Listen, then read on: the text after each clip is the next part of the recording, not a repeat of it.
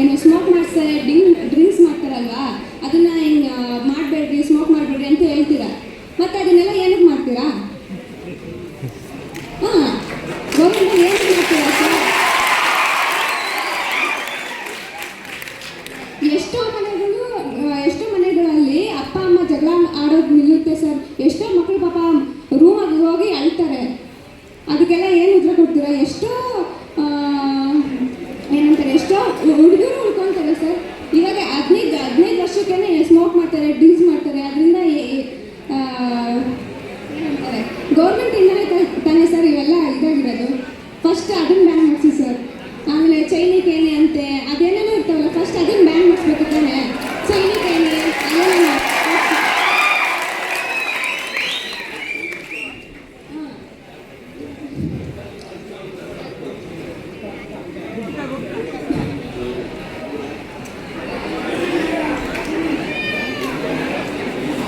Ban ಮಾಡಿಸ್ಬೋದಲ್ಲ sir?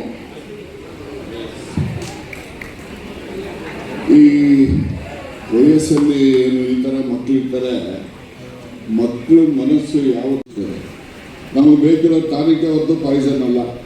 ಹಾಗೆ ಸಮಾಜದಲ್ಲೂ ಈ ದುಶ್ಚಟಗಳು ಇವು ಸಿಗ್ತವೆ, ಒಳ್ಳೆಯದು ಸಿಗ್ತವೆ. ಇದನ್ನು ಒಳ್ಳೆಯದನ್ನು ನಾವು ಅಳವಡಿಸ್ಕೋಬೇಕು, ಅದನ್ನು ನಾವು ಪ್ರಯತ್ನ ಮಾಡಬೇಕು ಅಂತಕ್ಕಂಥದ್ದನ್ನು ನಾನು ಈ ಸಂದರ್ಭದಲ್ಲಿ ಹೇಳಲಿಕ್ಕೆ ಬಯಸ್ತೇನೆ. ಮತ್ತು ಮಕ್ಕಳು ನಮ್ಮ ಮಧುಗಿರಿ ತಾಲೂಕಿನಲ್ಲಿ ಇವತ್ತು ನಿಮ್ಮನ್ನೆಲ್ಲ ನೋಡಿದ ಮೇಲೆ, ಅಧಿಕಾರಿಗಳು ನೋಡಿದ ಮೇಲೆ ನಾವು ಸಂಕಲ್ಪ ಮಾಡೋಣ. ಇವತ್ತು ಕನಿಷ್ಠ ರಾಜ್ಯದಲ್ಲಿ ನಶೆ ಮುಕ್ತ ರಾಜ್ಯ ಮಾಡಬೇಕು ಅಂತ ಸರ್ಕಾರದ ಆಶಯ ಇದ್ದರೂ ಕೂಡ ನಾವು ಕನಿಷ್ಠ ನಮ್ಮ ಕ್ಷೇತ್ರದಲ್ಲಾದರೂ ಕೂಡ ನಶೆ ಮುಕ್ತ ವಿಧಾನಸಭಾ ಕ್ಷೇತ್ರವನ್ನು ನಾವು ಮಾಡ್ತಕ್ಕಂಥದ್ದಕ್ಕೆ ನೀವೆಲ್ಲ ಸಹಕಾರ ಕೊಡಬೇಕು. ಅದಕ್ಕೆ ನಾವು ಪ್ರಯತ್ನ ಮಾಡಿ ನಶೆ ಮುಕ್ತ. ನಾನು ಮೊನ್ನೆ ಕೂಡ ಪೊಲೀಸ್ ಆಫೀಸರ್ಸ್ಗೆ ಕರೆದು ಇದ್ರ ಬಗ್ಗೆ ಚರ್ಚೆ ಮಾಡಿದೆ 3 ದಿವಸದ ಮುಂಚೆ ಬುಧವಾರ. ಯಾರು ಗಾಂಜಾ ಕುಡಿಯೋರು ಸಿಗ್ತಾನೆ ಅವನ್ನ ನೀವು ಇಟ್ಕೊಳ್ತೀರಲ್ಲ, ಅವ್ನು ಟೆಸ್ಟ್ ಮಾಡಿಸಿ ಅವ್ರಿಗೆ ಎಲ್ಲಿಂದ ಬಂತು ಅನ್ನೋದನ್ನು, ಯಾವ ಅಂಗಡಿನಲ್ಲಿ ಮಾರಾಟ ಮಾಡ್ತಾರೆ ಅನ್ನೋದನ್ನು ಅವನ್ನ ಇಟ್ಕೊಂಡು ಹೋಗಿ ಅವನಿಗೆ ಎಲ್ಲಿಂದ ಆ ಅಂಗಡಿಯವರಿಗೆ ಯಾವ ತಂದು ಕೊಟ್ಟಿದ್ದ ಅಂತೇಳಿ ನೀವು ಮೂಲಕ್ಕೆ ಹೋದಾಗ ಮಾತ್ರ ನಾವು ಈ ರೀತಿಯ ಇದನ್ನು ತಡೀಲಿಕ್ಕೆ ಸಾಧ್ಯ. ಮತ್ತು ಇದರಲ್ಲಿ ಬಹಳಷ್ಟು ವಸ್ತುಗಳು ಬರ್ತವೆ. ಈ ಕೆಲವು ಸರಿ ಶೂ ಪಾಲಿಶ್ ಇದೆಯಲ್ಲ, ಪಾಲಿಶ್, ಆ ಪಾಲಿಶ್ ಮೇಲೆ ಒಂದು ಖರ್ಚಿಫ್ ಹಾಕೊಂಡು ಅದನ್ನೇ ತಗೋತಾರೆ, ಅದು ನಶೆ ಬರ್ತದೆ ಅಂತೇಳಿ ಕೇಳ್ತಾರೋ ಇದೆಲ್ಲ ಹೌದಲ್ಲ. ಅದಕ್ಕೆ ಈ ಹುಡುಗರುಗಳು ಅವರು ಇವರು ಎಲ್ಲೆಲ್ಲಿ ಈ ರೀತಿಯ ಕೃತ್ಯಗಳು ನಡೀತಾ ಇದ್ದಾರೆ, ಆ ಕೃತ್ಯಗಳು ನಡೀತಕ್ಕಂಥ ಜಾಗದ ವಿವರ ಕೊಟ್ಟರೂ ಕೂಡ ಅದನ್ನು ನಾವು ತಪ್ಪಿಸ್ಲಿಕ್ಕೆ ಸಾಧ್ಯ. ಅದಕ್ಕೆ ನಾನು ಸಂಕಲ್ಪವನ್ನು ನಿಮ್ಮನ್ನು ಸೇರಿಸ್ಕೊಂಡು ಮಾಡ್ತಕ್ಕಂಥದ್ದು ಏನಪ್ಪ ಅಂತ ಹೇಳಿದ್ರೆ, ಕನಿಷ್ಠ ನಮ್ಮ ಕ್ಷೇತ್ರವಾದ ನಶೆಮುಕ್ತ ಕ್ಷೇತ್ರವನ್ನಾಗಿ ಮಾಡ್ತಕ್ಕಂಥ ಸಂಕಲ್ಪವನ್ನು ನೀವು ನಾವು ಎಲ್ಲರೂ ಸೇರಿ ಈ ದಿವಸ ಮಾಡೋಣ ಅಂತಕ್ಕಂಥ ಒಂದು ಸಲಹೆಯನ್ನು ನಿಮ್ಮೆಲ್ಲರಿಗೂ ಕೂಡ ನಾನು ಹೇಳಲಿಕ್ಕೆ ಬಯಸಿ, ಮತ್ತು ಅಂತಿಮವಾಗಿ ನಿಮ್ಮ ತಂದೆ ತಾಯಂದಿರು ನಿಮಗೆ ಜನ್ಮ ಕೊಟ್ಟಿರ್ತಾರೆ, ಆದರೆ ನಿಮಗೆ ಜೀವನ ಕೊಡ್ತಕ್ಕಂಥದ್ದು ಸಮಾಜ. ನಿಮ್ಮ ಶಾಲೆ ಇರ್ಬೋದು, ನಿಮ್ಮ ಹೊರಗಡೆ ಇರ್ಬೋದು.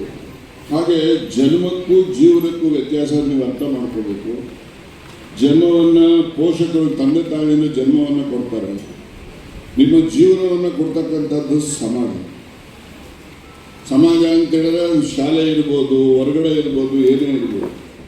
ಅದಕ್ಕೋಸ್ಕರ ನಿಮ್ಮ ಗುರುಗಳು ಇರ್ಬೋದು. ಆದರೆ ಜೀವನವನ್ನು ರೂಢಿಸ್ಕೊಳ್ತಕ್ಕಂಥ, ಸಮಾಜದಲ್ಲಿ ನಡೀತಕ್ಕಂಥ ದುಷ್ಕೃತ್ಯಗಳಿಗೆ ಭಾಗಿಯಾಗದೆ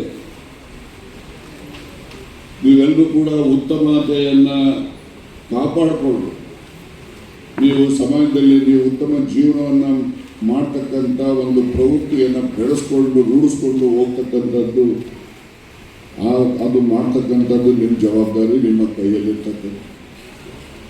ಅದನ್ನು ನೀವು ಮಾಡ್ಕೋಬೇಕು. ಅದನ್ನು ನೀವು ಮಾಡ್ಕೊಳ್ಳೋದೇ ಇದ್ರೆ, ನಾನು ಈಗಾಗಲೇ ಹೇಳಿದಂಗೆ ಪ್ರಾಣಿನೂ ಹುಟ್ಟುತ್ತೆ, ಸಾಯುತ್ತೆ. ನೀವು ಮನುಷ್ಯ ಜನ್ಮ, ನಾವು ಎಲ್ಲರೂ ಕೂಡ ಹುಟ್ಟೇವೆ, ಸಾಯ್ತೇವೆ. ಆದರೆ ಸಾರ್ಥಕತೆಯನ್ನು, ಸಾಧನೆಯನ್ನು ನಾವು ಮಾಡದೇ ಇದ್ರೆ ನಮ್ಮ ಜನ್ಮಕ್ಕೆ ಸಾರ್ಥಕತೆ ಬರೋದಿಲ್ಲ.